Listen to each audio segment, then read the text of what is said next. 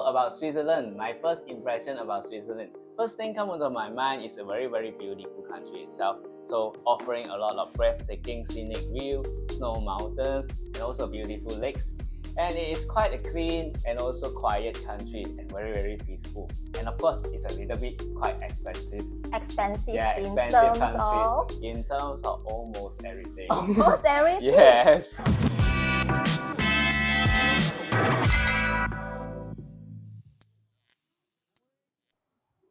Hello everyone, welcome to Parlo Kopitiam. This is our travel talk series where we share real story covering destination, travel tips, and tour leader story to help you travel smarter.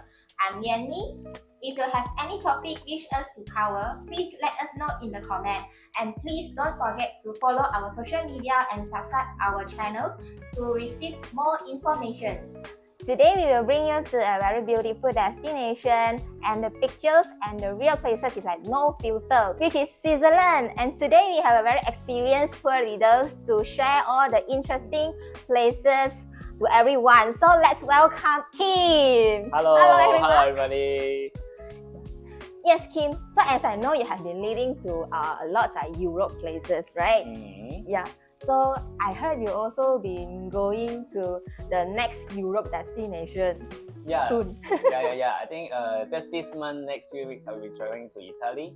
Italy. Yeah, I hope you have a good tour in Yeah. advance first. Yeah. Okay, so since you've been lead to a lot of Europe places, so what is the first impressions about Switzerland and compare with other Europe country that you have been leading to? So about Switzerland, my first impression about Switzerland. First thing come into my mind is a very beautiful country itself. So offering a lot of breathtaking scenic view, snow mountains, and also beautiful lakes. And it is quite a clean and also quiet country and very peaceful. And of course, it's a little bit quite expensive. Expensive, Yeah, in expensive terms of? in terms of almost everything. Almost everything? Yes. Because the cost of living there is quite high compared with all other countries around the world. But although it's expensive, I think the people staying there is quite happy. I mean, they are quite happy with their country, in fact, and they are quite wealthy. Yes. What about the cultures in Switzerland? I heard like have a few official language in Switzerland. Yes, in fact, they have 4 official language in the country itself, because it's like in the center of the Europe itself. So the northern eastmost region is the German region, and also the western part will be the French region, and the southern will be the Italian region. So they are the main 3 regions. I would say they are speaking a lot of German. Like 60%, over 60% of the population, they speak German, and about 20% of the population at the west country will be speaking French, and only a little bit in the south will speak Italian. And the last one, the 4th one, is the Romance. The Romance language is still an official language, but it is very rare, I would say, because there are very minor people that inside the small region that only speak Romance, which is around less than 0.5% of the whole population. So it's an interesting country, like you can feel like multicultural. Yes. Yeah, but for tourists, like how they communicate with tourists? Yes, in fact, aside from all these official language for the Switzerland itself, I would say every one of them had learned English in their school. So quite a lot, I would say most of them speak English very well. So there definitely no any complication about the communication and the language barrier. Okay, so they have, like what I said, they have 4 official languages in Switzerland. So what is affecting their language? Because the Switzerland country itself is in the middle of the Europe itself. So surrounding countries are Germany, France, and Italy, and so on. But do you think that Switzerland is an European Union country? Yeah, since they are within the Central Europe. Yeah, actually, but no, it is not a EU country itself. For Switzerland, because they are having this kind of like referendum, and they want to try to stay neutral. So they are not taking sides, which they happen to have some like war during 1992, but it is still failed because of the opposition. So until now, Switzerland remain not an EU country. Oh, this is a new knowledge for me. Yeah. Another question I want to ask you about, do you know how it looks like for the Switzerland flag? I know there's only two colors, white Mhm. and red, Yeah. and with a cross symbol. Yeah, actually it's a cross in the middle, white cross on the red color flag. So actually Switzerland flag is quite unique because there are only two countries in the world still using a square flag instead of a rectangular one. So Switzerland flag is actually a square one, and also the Vatican to compare with other countries. So Switzerland flag is a white cross on the red background. The white cross is actually to represent the symbol of Christian heritage, peace, and also the neutrality. And also about the red background, which represent the bravery and also the independence. Okay. So that's the reason why just now Kim has mentioned earlier, like Switzerland is a very peaceful country. Yes, it's peaceful, have to stay neutral, which is now they still not an EU country. So just now you mentioned about there's a lot of breathtaking scenery. So for the first timer, like which places that you will recommend, like how they can plan their trip? If you're going first time to Switzerland, I would say the first thing you have to allocate your budget. You have to plan your trip quite well, and I would say what do you expect to see, because for Switzerland most of the people would like to see the snow mountains, the Alps, and also the lake, and also the charming village. But aside from this, actually during summertime they offer quite a lot of outdoor activities like maybe paragliding, mountain coaster, and also hiking. It's quite famous. So it depends on what things that you want to do and what do you expect to see in Switzerland. So you are first time going there, if you like the outdoor activities, I would suggest you go to during summer. If you would like to like a chiller winter, or you go to ski or something, that's totally different. So have you experienced like any like hiking or skiing in Switzerland? Oh, too bad, no. But in fact, I would love to do that. I only tried a few of the outdoor activities during the late spring period, like the mountain coaster, the toboggan, and also the paragliding. It's quite nice. I heard there is one of the cute mountains or Alps. It's called Top of Europe. Yep. So what we can experience is a must-go places. Yeah, I would say the must go and must do things in Switzerland. The first thing come to our mind, of course, is the Snow Alps. The famous mountain that you mentioned just now, Top of Europe. Actually, there are quite like two Top of Europe places in Switzerland. The first thing that everybody knows is the train station named Jungfraujoch. Jungfraujoch is a very famous snow Alp, and it offers like a cable car with a train ride to the station itself. So the Top of Europe meaning is actually the highest train station in the Europe. So it is in the Jungfraujoch, and this is, I would say, is one of the must-go place in Switzerland. So of course, like what we're going to do, like after the snow, after something, we also offer to go like some beautiful town and village, like maybe Lucerne, Interlaken, and also Grindelwald. Kim, I also heard about there is a village, there is no car at all. Yeah, actually, in fact, it is not like what you say, no car at all. It's just like the law itself applying to not letting car to drive into the small village. So the village name itself is named Zermatt. Zermatt is very beautiful. I would not call it a village, somehow it's a town. It is a very beautiful mountain valley town itself. So what is so famous about this town is actually, aside from the beautiful view, it has a place that really famous around the world. A snow mountain named Matterhorn.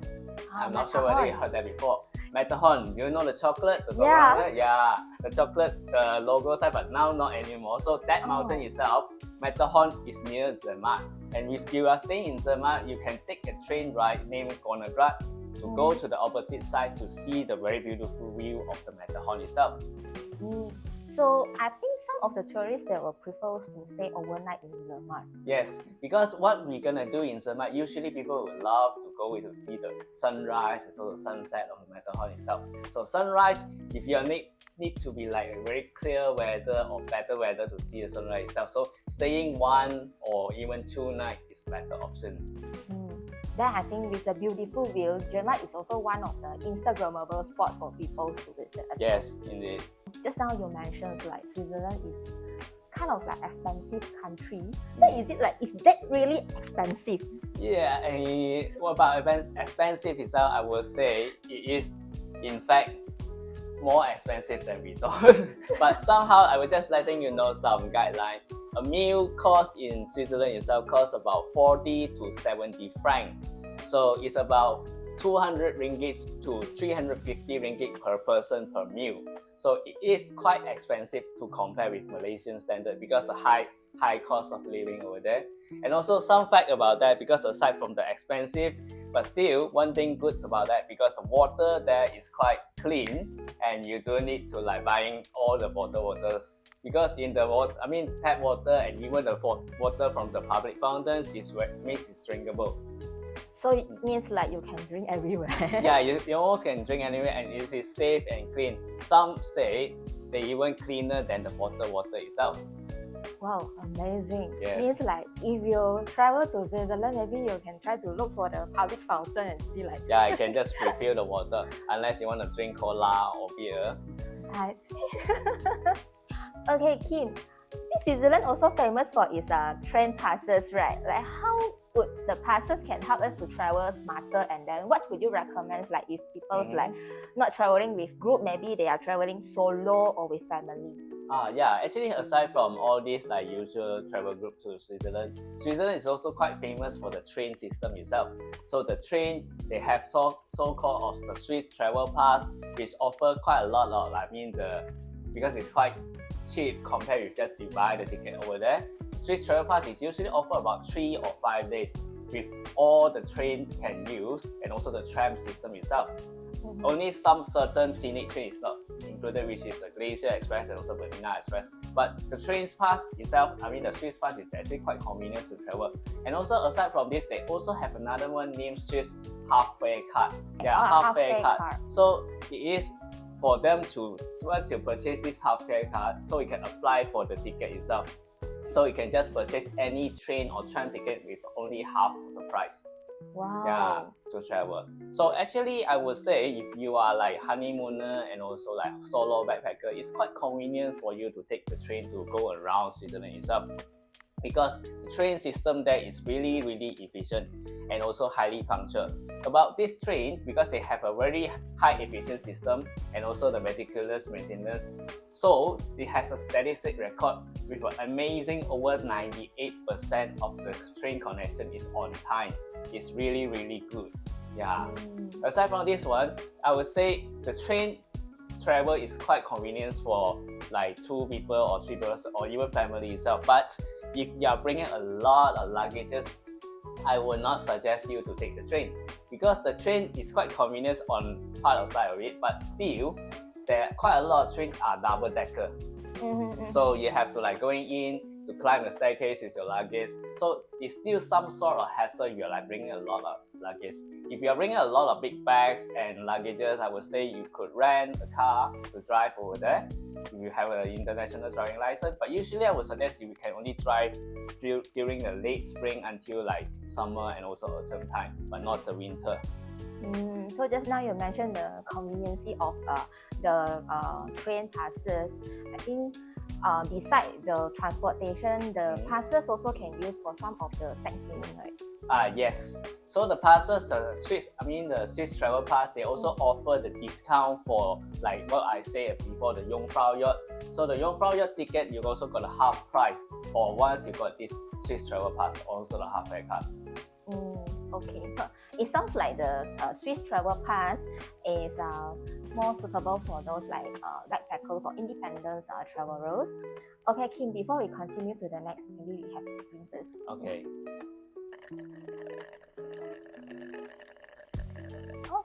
Okay, Kim, just now you mentioned there's a lot of like experience like in Switzerland. So when is the best month for us to travel?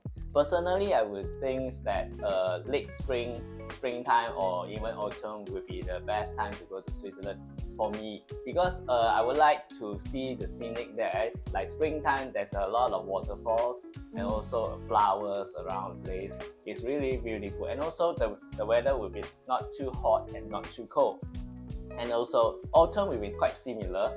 It's like some sort like also not too hot and not too cold itself. But I choose these 2 periods because it is the best time to take pictures with the big contrast itself. You can see the snow on the Alps and also the green color on the field, so it's a contrast to take pictures. It's really, really beautiful.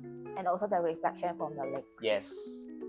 Okay, yeah. So for those who are planning to travel to Switzerland, maybe you can consider. For those who are actually love to take photos, maybe you can consider to travel during spring or autumn. And what we should prepare for the attire? Actually, for spring and also autumn, you can just bring like what the usual, like a normal jacket, windbreaker, some heat tag, like long john. But still, there are some, if you are planning itinerary to go on top of the snow Alps itself, you still have to prepare. You be prepared with the thicker jacket, glove, and so on. Because on top of the mountain, usually it will range about -6 to -18 degrees. So even like summer. Yes, even summer, the snow Alps could be cold.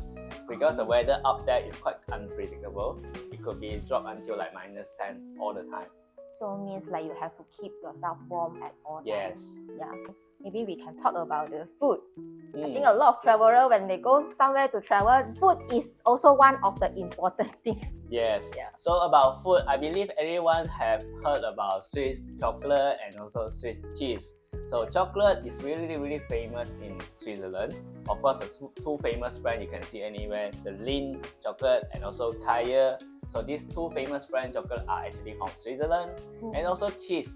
I believe you saw some video on Instagram or something. The cheese fondue with a big ball itself. It's quite nice to eat. But I would personally like another version of the cheese better. They call it raclette. Raclette. Yeah, raclette cheese. So it's either with a piece or with a big round one. You just cut it like something with a knife and you put it on the plate. Okay. It's really, really nice. I like raclette better than fondue. If you have a sweet tooth or you are a chocolate lover or cheese lover, so I think Switzerland is your paradise. Yes.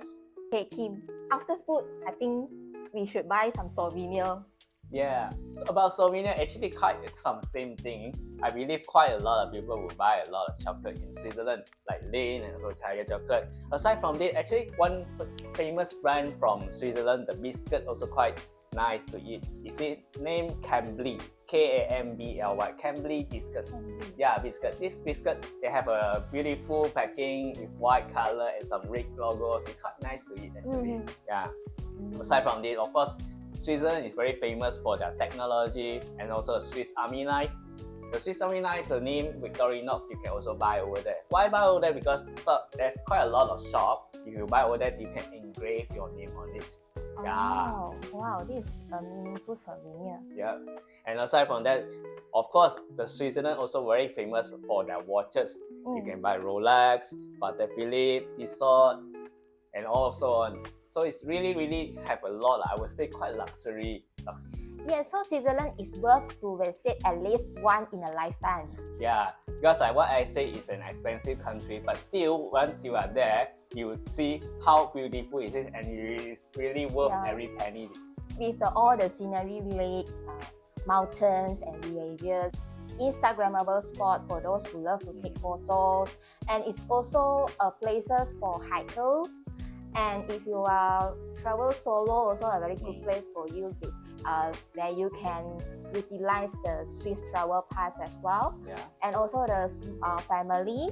And also Switzerland is a country that you can experience like multicultural because they have just now Kim also mentions there is 4 official languages. Yeah.